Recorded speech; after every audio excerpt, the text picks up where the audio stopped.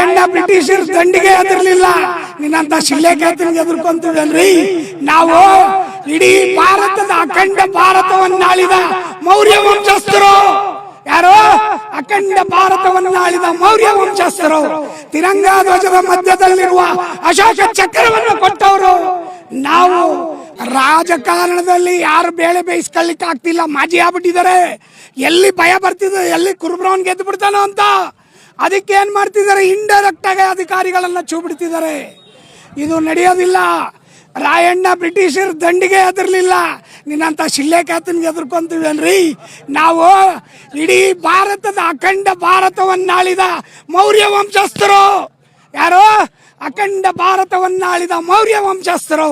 ತಿರಂಗಾ ಧ್ವಜದ ಮಧ್ಯದಲ್ಲಿರುವ ಅಶೋಕ ಚಕ್ರವನ್ನು ಕೊಟ್ಟವರು ನಾವು. ಮುತ್ತು ರತ್ನಗಳನ್ನ ಸೇರಿನಲ್ಲಿ ಅಳೆದು ಸೇಲ್ ಮಾಡಿದವರು ಯಾರು?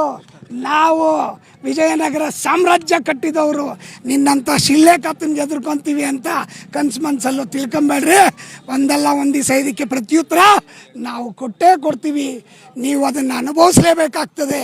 ಮುಂದಿನ ದಿನಮಾನಗಳಲ್ಲಿ ರಾಜಕೀಯ ಸನ್ಯಾಸತ್ವಕ್ಕೆ ಸಿದ್ಧರಾಗಿ, ಮಂಜುನಾಥ್ ಅವರೇ ಓಪನ್ ಆಗಿ ಹೇಳ್ತಾ ಇದ್ದೀನಿ, ರಾಜಕೀಯ ಸನ್ಯಾಸತ್ವಕ್ಕೆ ಸಿದ್ಧರಾಗಿ. ಇದು ಕಡೆಯ ಎಚ್ಚರಿಕೆ. ಸಮಾಜದ ಮುಖಂಡನಾಗಿ ನನ್ನ ಎಚ್ಚರಿಕೆ ನೆನಪಿರಲಿ.